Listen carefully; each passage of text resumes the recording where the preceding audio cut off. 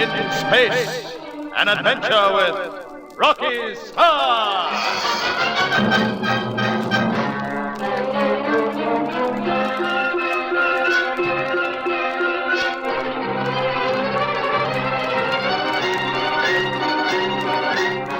Under the telepathic guidance of the tripeds on a hoppertie, the Streakers penetrated the Saturnian rings and landed on their satellite planetoid.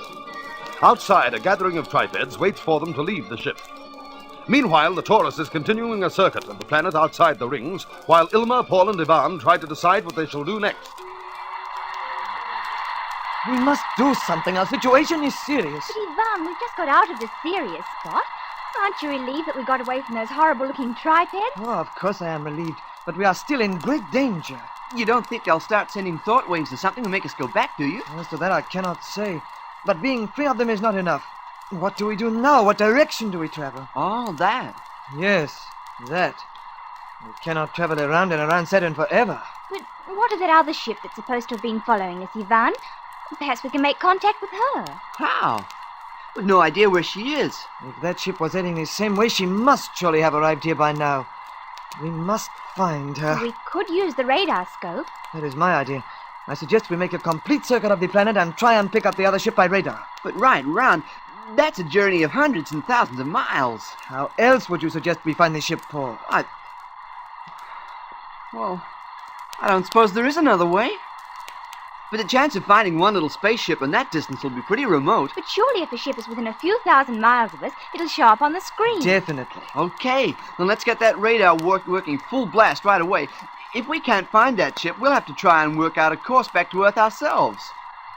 We don't even know which direction to look. I will switch the radar on. Better make sure it's sending out in all directions. We don't want to miss anything. Of course, Paul. That is obvious.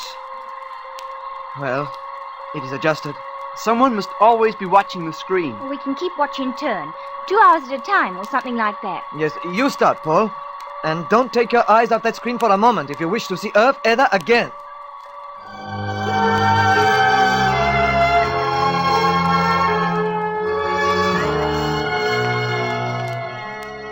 Paul sits gazing intently at the empty screen. The equipment hums softly. The dials register 0. And in a tiny dome projecting from the Taurus's hull, a small revolving coil sends a powerful beam exploring in all directions. But they cannot reach the Streak. She is far away on the red planetoid, and 3 spacesuited figures have just left her airlock. Hey, Rocky boy, can you hear me? Got your intercom on? Yes, Mitch? Are those the crummiest looking things you ever saw? Well, they're certainly unusual. 3 legs and an eye in their middle. I'll say they're screwy. Rocky, Yes, Di? their thought power must be remarkable. They must be able to send it out like a beam. Hey, how'd they know we were cruising around outside the rings? That's what I'd like to know. Hey, Rocky, they're gathering around us. They don't exactly seem unfriendly, though, Mitch. That's as far as I can judge. How would you judge the attitude of something that has no real face? Rocky, they're really incredible. Just a shapeless, scaly, colorless lump of flesh. With an eye in the middle and 3 legs sticking out from it. Yeah, I feel like I'm having nightmares. What are those things sticking out with knobs on the end? Yeah, like the eyes of a snail. 6 of them. Yeah, but I got that triple eye in the middle. They could be some sort of hearing thing. Oh, who you kidding, Di? What could you hear through a thing like that? There's no ear hole in it. Well, they're probably sensitive to vibrations. Hey, Mitch, Huh? switch your outside mic on and see if they're making any sound. If they do, I bet it's completely screwy. See? What'd I say? They're starting to sway about. I wonder what that means. I like the look of it. Hey, Di, Mitch. Huh? Do you suddenly feel an impulse to go with these things? Yes. Yes, Rocky, I do. Yeah. Hey, that means ascending. Let's get away from here quick. No, listen, Mitch. Hey, but Rocky. Will you stop panicking and listen, please? We know something about telepathy. We learned plenty on Venus. Yeah, but now listen, all we have to do is form a sort of closed circuit. A thought circuit that they can't break into. If we all hold on to the thought that no outside influence can control us, we'll each build up a resistance of the other. Rocky, I'm sure it would work. Yeah, but that's all very well, but I want to go with these things, and I don't want to go, and I do want to go, and... Listen, please, Mitch, stop getting worked up. Make up your mind that they can't influence you. Now, come on, Mitch. Say it aloud. Okay, they can't influence me. They can't influence me. But I want to go. They can't influence me. Come on, keep it up. I can feel that influence slipping away, Can't influence. Say, hey, so can I. It's easy, huh? They've stopped the swaying around. I'm going to try and make friends with them. Why bother? Giggling grasshoppers, I'm not afraid of them, Rocky.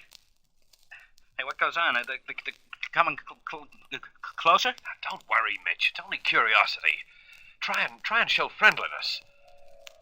Friends! We will do you no harm. Friends, you are people of great skill.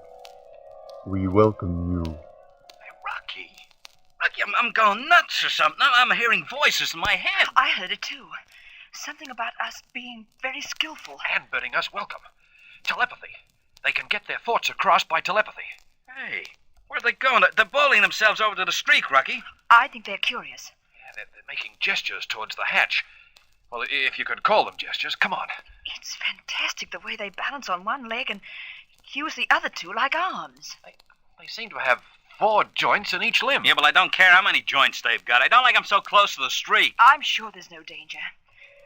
I'm picking up a terrific feeling of curiosity. What manner of thing is this? How does it fly with great flame and noise? They want to know about the streak. Yeah, well, don't tell them, Rocky. I don't trust them.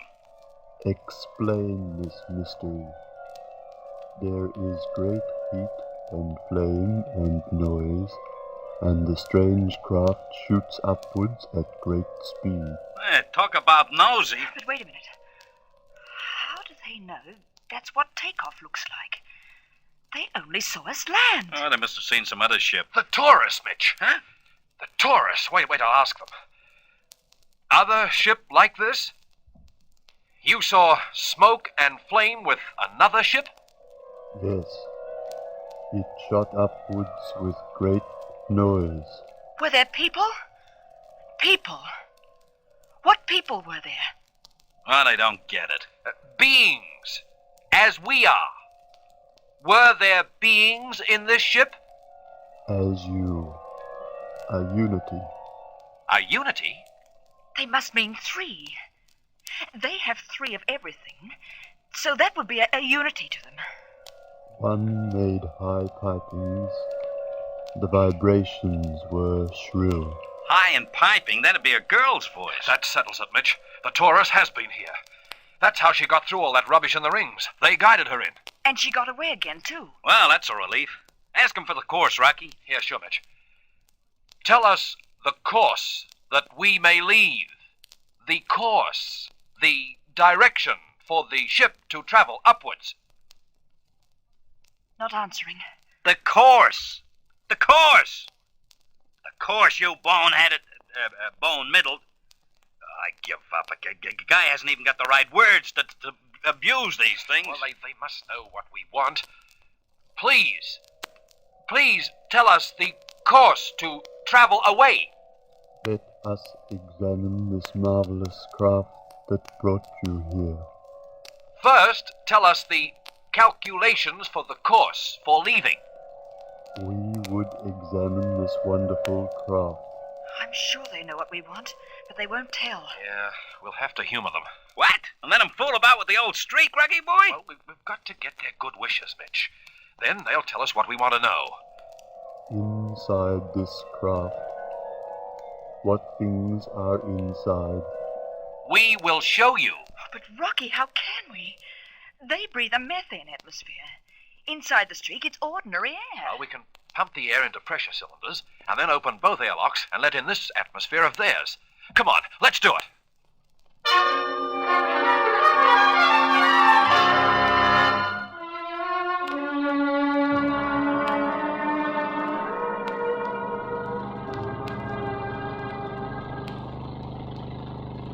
Di, what's the atmosphere reading now? Very low oxygen. Getting close to crude vacuum. Then we'd better open the airlock. See to it, Mitch, will you? All right, Rocky boy, but I don't like it.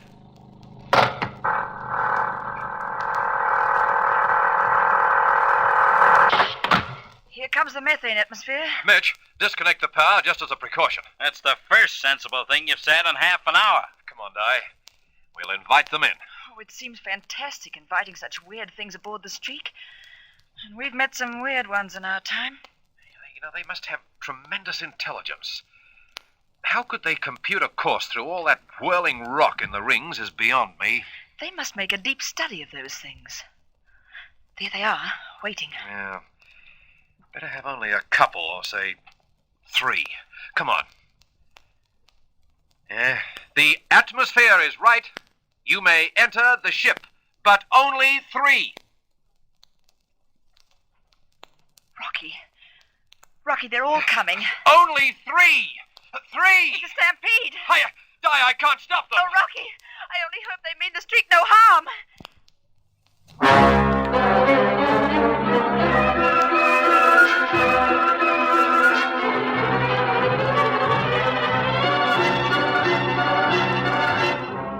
Standing helplessly by, Rocky and Di watch the crowded mass of tripeds whirl up the ramp and disappear through the airlock into the street. Will they harm the Streak? What treatment have they in store for those second visitors to their isolated world? There is thrilling action ahead, so don't miss the next gripping chapter of this Rocky Starr adventure, Lost in Space.